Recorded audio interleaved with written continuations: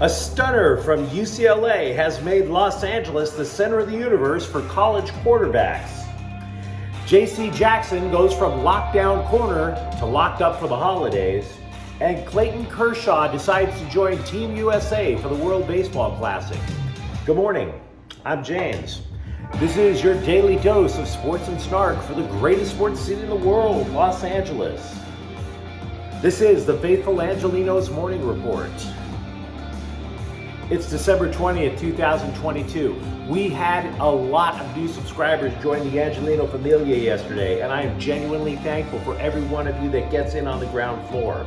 If you like the content we put out, clickety-clack the like button, clickety-clack the subscribe button. There's a notifications bell. Hit that. It'll let you know when we drop new content. Sharing is caring. Let people know we exist, and by all means comment. It's why I created the thing in the first place. So before we go through the news and notes, the quick look at the scoreboard. The Rams' defense of their Super Bowl title is officially over after a 24-12 loss to the Packers on Monday Night Football. There's a rapid recap of that game on the Rams playlist on this channel. The Rams have been held to 12 or fewer points 5 times this season. Sean McVay has called it a very humbling experience. Can't say I blame him. Meanwhile, no Anthony Davis, no LeBron James, no chance for the Lakers over in Phoenix. Suns 130, Lakers 104. Dennis Schrader led the Lakers with 30 points. Meanwhile today, Ducks at Kings. The Kings are looking for their first 3-game winning streak since early November. So I got a question for you. Is stealing wrong when you steal from somebody who poaches in your own backyard? We'll get to why I bring that philosophical question up in a moment. But yesterday, quarterback Dante Moore, the number 3 prospect in the entire country, flipped his commitment from Oregon to the Bruins. And before you and I debate, like I said, what constitutes stealing, I want you to take a moment and sit back and ponder what the next few years are going to be like for Los Angeles in college quarterbacking. Number 3 recruit Dante Moore versus number 1 recruit over at USC, Malachi Nelson. And then if Malachi Nelson doesn't get the starting job this year, which of course is probably likely because we all believe Caleb Williams is coming back, there's the possibility of Moore versus Caleb Williams. Now, as for Moore, he led Martin Luther King High to the Michigan State title last year. In his high school career, he's thrown for more than 10,000 yards with 135 touchdowns. Moore is the highest ranked prospect, according to ESPN's rankings, ever taken by the Bruins. He's the highest recruit Kelly has ever picked up, and this guy has coached quarterbacks who have gone to the NFL. The Bruins have never picked up a higher rated quarterback, and this is the school of Troy Aikman, which is stunning, absolutely stunning. Now, there are a multitude of guesses as to how the Bruins could have caught Moore's attention, right? Was it Bo Nix deciding to return to Oregon? Did Chip Kelly scream "Hail Satan" at a Hanukkah party and got rewarded? I have no idea. Actually, I do have an idea. The young man said it was because Ducks offensive coordinator Kenny Dillingham took the Arizona State job.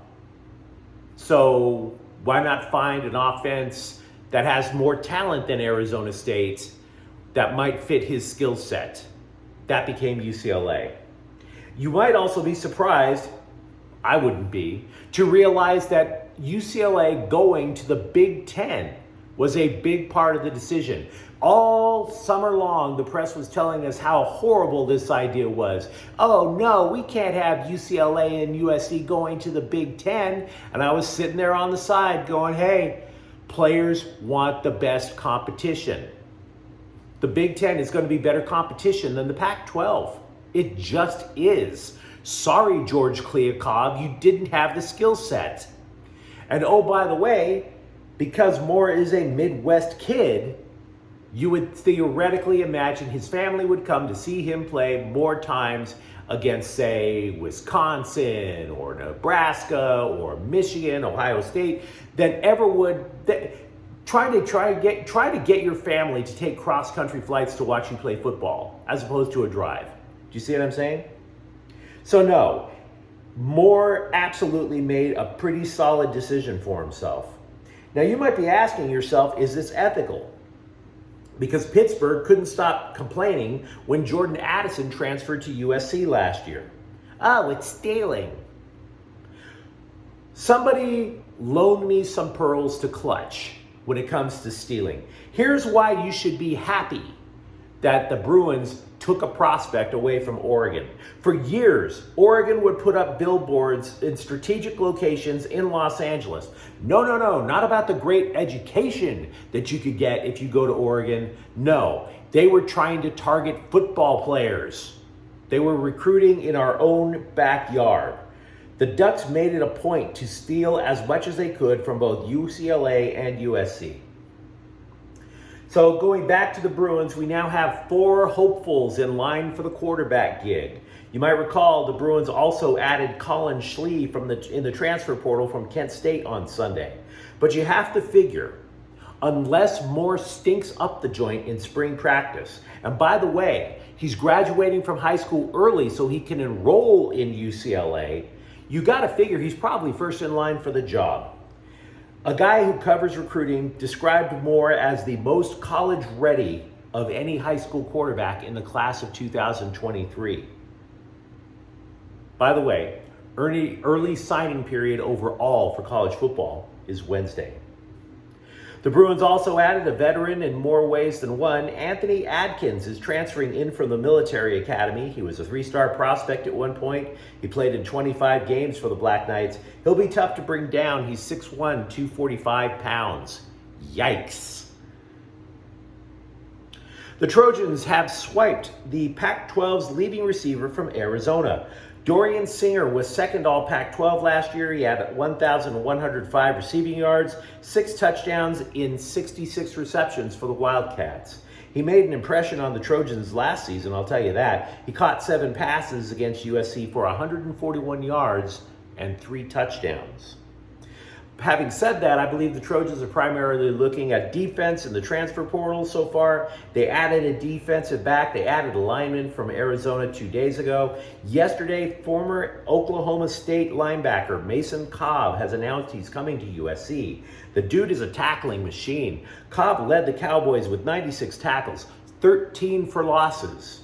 3 times last season, Cobb reached double digits in tackles. This guy's going to be a player.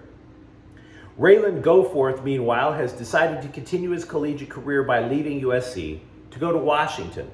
The linebacker has a year left at eligibility. He had a pick 6 against Rice, but do you remember the Pac-12 title game? Do you remember when Utah quarterback Cam Rising's head flew about 30 yards after a hit? That was from Raylan Goforth, a special delivery, which I have to admit, it's a nice parting gift for the coaching staff, wouldn't you say? Coach, got to be honest with you, I think my career would advance further if I go up north, but here, as a parting gift, please take Cam Rising's head. Put it on your mantle. Merry Christmas. Willie McGinnis, who wore the revered number 55 for USC before winning 3 Super Bowls with the New England Patriots, unfortunately, he was arrested Monday on suspicion of assault. So McGinnis, Trojans legend, he was elected to the Patriots Hall of Fame. I have no idea if Willie McGinnis' photo was placed next to Aaron Hernandez, but I digress. The hits just keep on a-coming for JC Jackson. The cornerback, who was the biggest free agent acquisition for the Bolts, he's missed much of this year with a variety of injuries. He's not coming back until next year. He was arrested Monday in Massachusetts for what's being termed as, quote, a non-violent family issue, unquote. And I'm glad it's non-violent, because if it were violent, that would be the hardest thing Jackson has hit all year. Hey-yo! In 5 games, all the millions of dollars that the Chargers gave this guy, and in 5 games, the dude had just 2 pass reflections. Yikes. I am old. My exceptionally younger wife reminds me every single day. So it's time for a fellow like me to have a bucket list. Clayton Kershaw apparently has a career bucket list as well, because he's going to be part of Team USA's pitching staff in the World Baseball Classic. Now, as a baseball fan, I love the World Baseball Classic. It's amazing.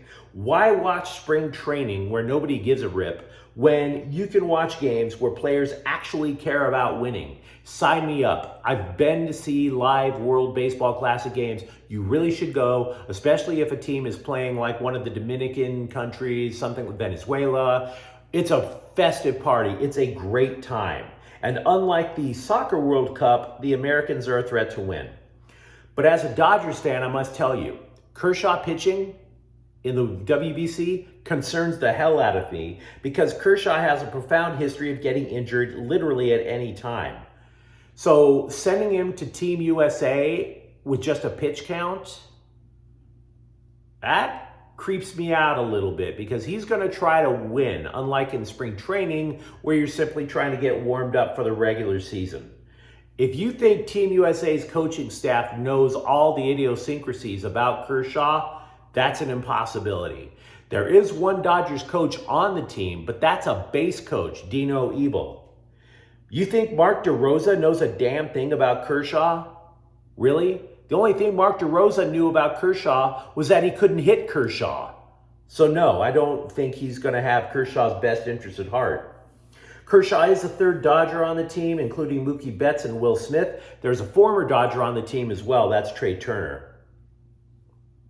Noah Syndergaard was introduced to the media and promptly said that the reason he's in LA is because, quote, I feel like everything they touch turns to gold, unquote. He also said he loves pitching at Dodger Stadium. He believes that Dodger coaches can correct bad habits in his mechanics that have robbed him of his velocity. He was easily topping 100 miles an hour on a regular basis. He's not doing that now.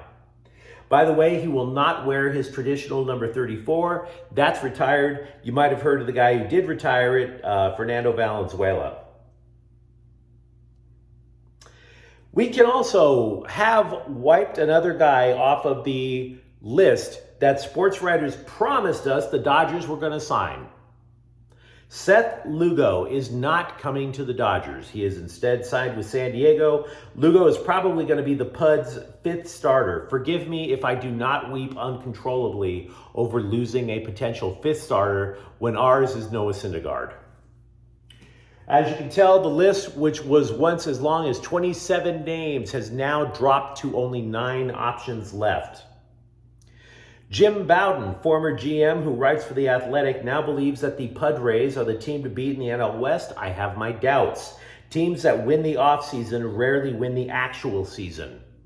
Just unfortunately, look at the LA Chargers, who won the NFL offseason as the latest example. Last year, there were 5 elite shortstops available on the free agent market. There's a point to why I'm bringing this up. The 5 elite free agents from last year signed contracts on an average of $177 million. This year, there were 4 elite shortstops. Their average, $276 million. Now, you might not be able to live on that, but it's a start. And if you're wondering why the Dodgers didn't break the bank, that would be why. An additional $100 million per player committed. Assume for the moment that Anthony Davis is out for more than a couple of weeks. Assume it's more than a month for the Lakers. It's happened before. Hell, it happened last year. So what becomes of the Lakers' options? They're not appetizing, let's put it that way. Trades are not going to happen. LA was already in need of a 3-and-D guy, so why would they also go after a center? They don't have that many options. So that leaves either the coaching staff coming up with a bright idea or the free agent market. And on the free agent market, you're starting with DeMarcus Cousins. The Lakers have tried that before. He's already a defensive liability. And by the way, they have a better version of that in Thomas Bryant. Now, somebody did write the possibility of looking to their own G League team. Jay Huff is a center who's averaging 3.4 blocks per game. And as for coaching sessions, strategic ideas, I'm going to leave that to Darvin Ham. I'm not that bright. By the way, speaking of the Lakers, I mentioned how LeBron didn't play, Anthony Davis didn't play, neither did Russell Westbrook. He had a sore foot. The UCLA basketball team, in my arrogant little opinion, should have risen a little higher in the rankings last week. UCLA only got up to 13. They're 10-2. They beat two ranked teams on the road. But I will say this, it could be worse. Look at USC.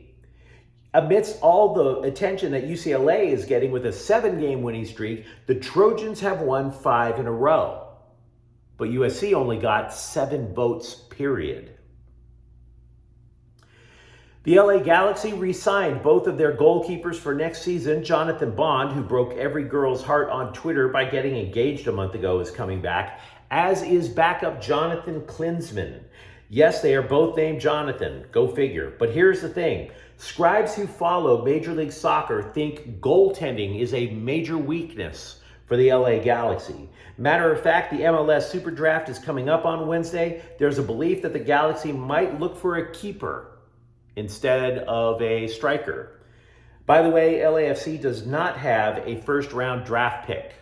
Now, if you have any ideas that you want to share with me, let me know what you think in the comments thread. Let me know what you think about UCLA matching USC in terms of college quarterback recruiting. Let me know what you think of JC Jackson, or what the Lakers' options are, or Clayton Kershaw.